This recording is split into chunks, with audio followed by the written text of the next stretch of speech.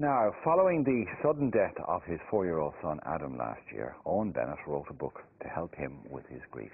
Through this book, Owen hopes to spread a message of the importance of love, laughter and play within the family.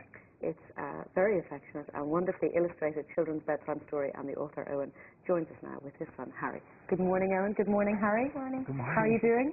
Good. This book, Owen, does something really simple. It tells children that you love them, which sounds like such an obvious idea, but actually I'm not a parent, but I know that parents don't maybe make enough time to do this. Well, I think in the economy that we're living in and the recession and the busy lives, everybody is so busy. And I think to be able to tell your children that you love them in a way that they understand and they relate to in their world is the important part of what the book is about. So, you know, to be able to just tell your kids that you love them more than a beach and an airplane or... And we can see, you're very emotional, Owen, about this. Oh, Benji, everybody's Benji, actually. He's not Owen, only his mum calls him Owen. But tell us, well, if you can, the sad story that took you to write this book. You lost your son, Adam. Yeah, Adam was full of love, full of laughter and full of life. And he just started vomiting one day. We brought him to hospital a few days later thinking that he just needed to be rehydrated. And we brought him into Tala. He was admitted, and within about a half an hour he had a seizure. We had no idea of anything that was going on. And the seizure was basically it. That was my birthday. I was holding him. They took about another 14 or 15 hours. He was on intensive care. They operated on him. They said there was nothing that he could do, and he left us at 6 o'clock in the morning, and he arrived at 6 o'clock in the morning on a kind of a warm, balmy day. So that was it. So the reason again about the book is that you never know what's going to happen.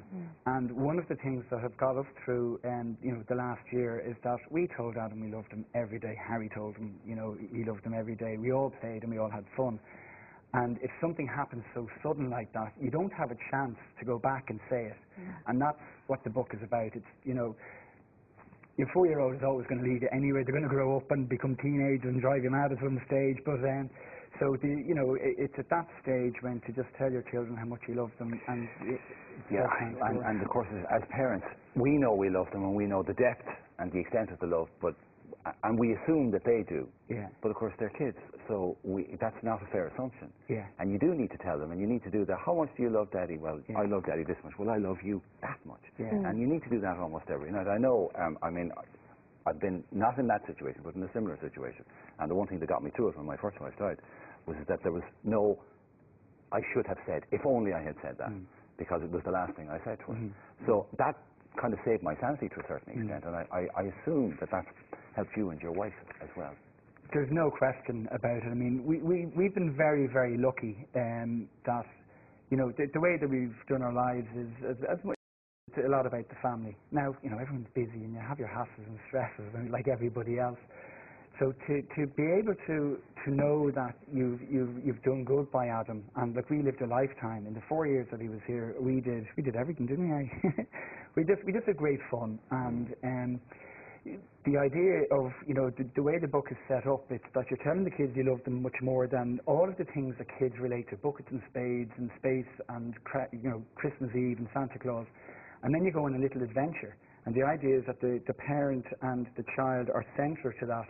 So the child relates to, oh, that's me and Daddy, or that's me and Harry, in the book doing, what's happening. So it becomes a whole magical world of a love journey with the person reading the book. And then they go to sleep into Noddyland. And what better way to go to sleep? Yeah. So, I mean, these guys still get it every night, and we huddle up into bed, because Robbie's 2, and he's saying the end of every little rhyme now, and he's singing the book, and he just loves it. You must know the book backwards, Harry. Do you know it inside out? And I was asking you, all of the illustrations are fabulous. Each one is like a different world. My favourite one was the undersea world.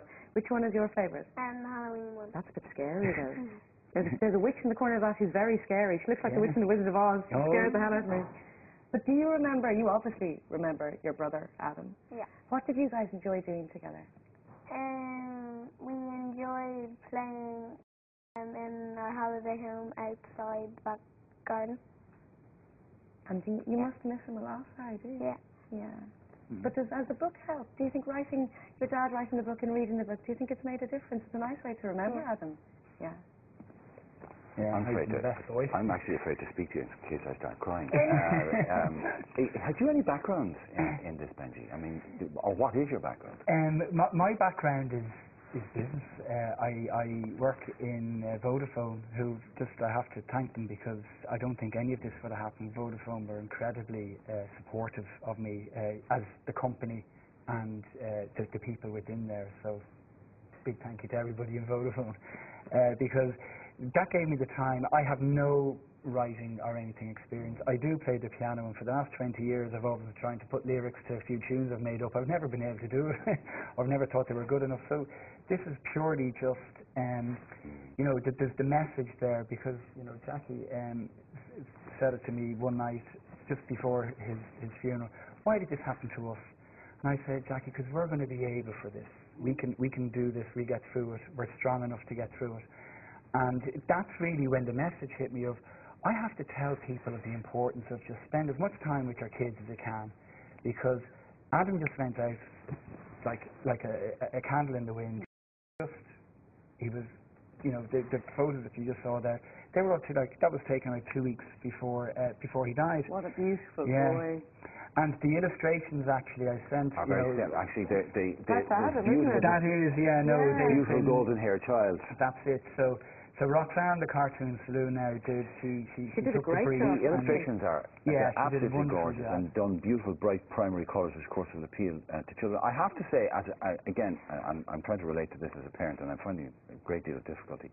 It's an extraordinarily brave decision on both yourself and your wife's position. I mean, obviously, I can understand it as catharsis, but it's very public, and you're exposing yourself emotionally, also the breadth and extent of your love for your child, which means, of course, that every time it gets mentioned, you revisit the whole thing again. So it's got to be very difficult for you. Well, one of the things was Adam was 4, and like all the kids, I'm just so incredibly proud of them. And when Adam died, we had a chat, myself and Jackie. I said, I want everyone to see him. He's going to be gone. So we had him in the bed, and I said everybody had to come in and see him. So this is the only chance I have, and that's why one of the driving factors of even doing the book and getting onto the show and having it published was to have his photograph up on the telly, because I want everyone to see it. See my beautiful child. And he was. He's still a very beautiful boy. How are you? You have a new sister now. And she has a lovely name. What's her name? Molly. Isn't it a gorgeous name? Yeah. And what's Molly like? She's really cute. Really cute. How old is Molly now? I think she's 2 months. 2 months. Is she tiny? 6 weeks. 10 weeks old. So she's brand new. Yeah. That's another added note of poignancy to the story as well. Is that was it around the time that Adam went? The ashes. We discovered that Jackie was pregnant. It was. We felt we have to fix this. We have to fix the dynamics in our house, because we woke up in the morning, everything was so quiet, and we said, right, we're going to go. And we were trying for, luckily not too long. And by my reckoning, we were way off, and we should have found out about 3 weeks ago. We went in to collect Adam's ashes, and I remember. I asked him, I said, okay, Adam, come on. So Jackie went home, we were way gone when we thought we would have found out, and there, lo and behold, blue line. Yeah, there it was. So there's a load of those type of stories with Adam that just makes him feel like, he's really, really close, and the book brings him really, really close to me. So he's going to live on, because there's a whole series of books coming as well. That's just such a wonderful way to remember someone, by encouraging other parents to tell their children they love them. It's a great legacy. Yeah. A simple, basic thing, and we take it for granted, forget to do it. Yeah. Honestly, if you have children out there, or if you're a godmother like I am, buy this book. It's such a beautiful book, and a lot of the money is going to Barrettstown as well, so it's going for a good cause. There's a donation from the book going to Barrettstown, and also on the website, which is Adam's Printing Press, because that's his business now. There's an area there to make a donation onto Barrettstown if you want to buy the book there, and you get it. You've got the website up there. So that's so it's great. I mean, we've even before any of the book, I mean, so far between donations from people from cancelled golf classics or whatever, there's already been about €5,500 raised between just, you know, the entry money and stuff like that. So, and I've got a lot out of Barrettstown, and they do really, really wonderful They work, do, you they know, do. so it's... Harry, your dad says he's very proud of you. Are you proud of your dad? Yeah. Yeah. Good boy.